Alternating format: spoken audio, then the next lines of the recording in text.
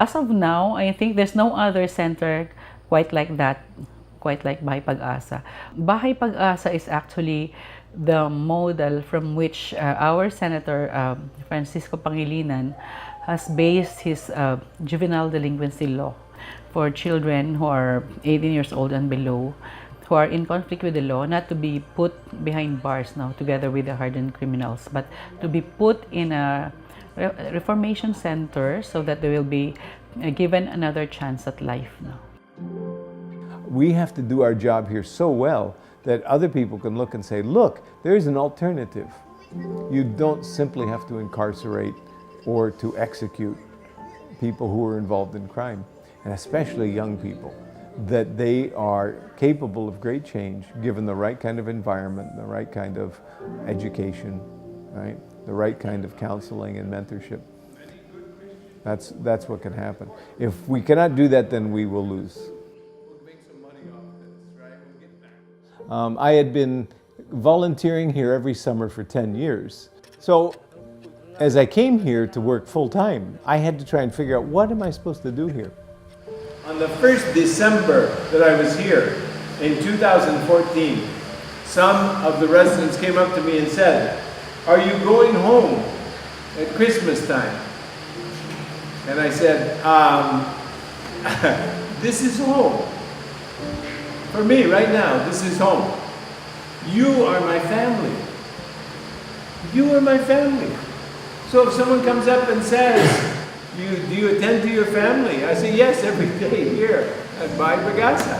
I wake up my family in the morning. I go to the store, to the doctor to get what we need for my family. I help my family with homework, and they help me by cheering me up and telling me funny stories. But I think that whole balance of humor and spirituality and dedication to the poor, you mix that together and you've got something pretty hot. And that's Dan. Thank you, Fenton High School. Hey, we'll try it one more time. Thank you, Cathedral High School Phantoms. Are you ready? Cathedral High School Phantoms. Thank you. We say to them, we're in this for life for you. It doesn't mean we're going to support you for life, but it means that we are interested in planning this with you until you become independent. And what that means is that these kids at this place, whose biggest wound is that of abandonment, that's the biggest hurt in their life, is in some way addressed. And so we won't walk away from you. The opposite of abandonment. So that's what we have to do. Brother Dan sees through us, like, they just don't see like what we did in the past, but they see through us, they see the goodness in us, they believe in our goodness. And then by then, we believe that also that we are good, we have good hearts, and that's what changed us, by believing that we are also good. What Richard Rohr was saying to religious especially is, don't lose your edge. If we simply become sedate communities of people who are just comfortable doing our relatively comfortable jobs, and there's no room for warriors anymore, we have to have, at least as an option, right, that people can come in and do radical things.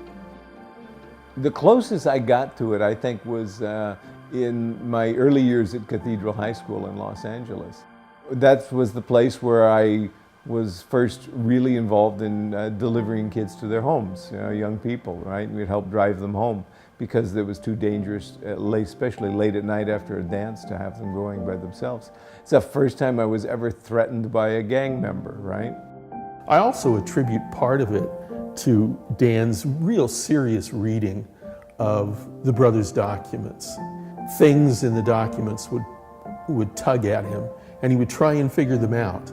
So things like gratuity, that was very, very difficult for him, and something that he struggled with, but put him right into the face of what is poverty all about. We also lived in a part of the city where there were homeless people wandering around everywhere.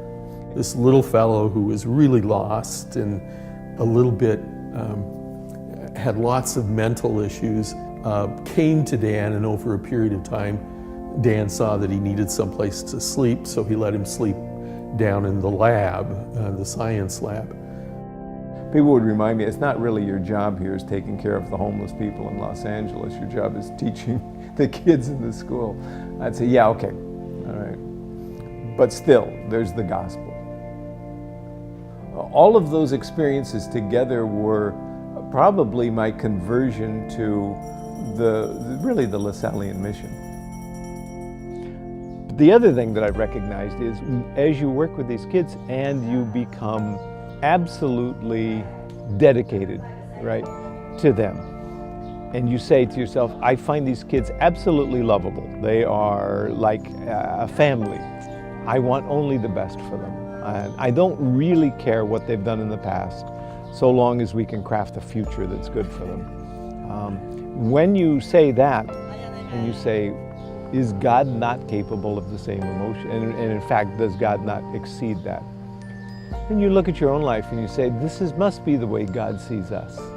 You say, well, okay, we're on this journey together. Give us this day our daily bread. Forgive us our sins. Before, when I was outside, I think I don't have God, I don't believe in God. But here, just staying for a night, it really changed my life. I'm not sure what I should do. How do I become a good person?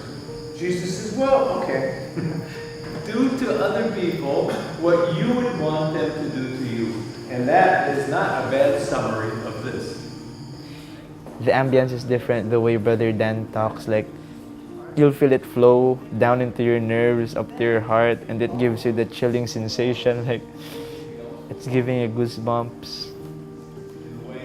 I have love in this community. I've learned how to love others, not just myself. The way Brother Dan treated me, I'll treat my son that way, or either my daughter that way. One kid pointed at the chapel, said that was really the most important thing, I think, for me. And I was surprised, because I always think, well, you know, we drag them into the chapel and we lead them through prayers, and I'm never quite sure how important that is to them. But I find out later when they come and talk to me, they take that seriously, and they're really struggling. How do I do that in my life? And I have to go back and say to myself, am I taking it as seriously as they are in some ways? Whenever I go somewhere like this, I enjoy the place for a few hours, and then I immediately think, boy, how much would they love to do this, right?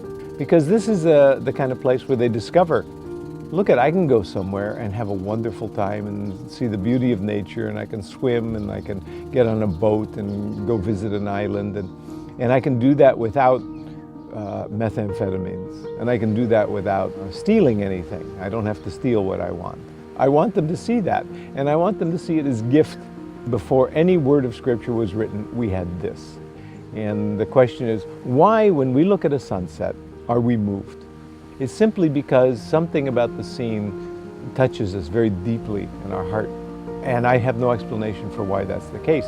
The only explanation I can imagine is that it's what I call primal Scripture. It's the message from God to us. And it's God's way of saying, it's not a meaningless existence that you have.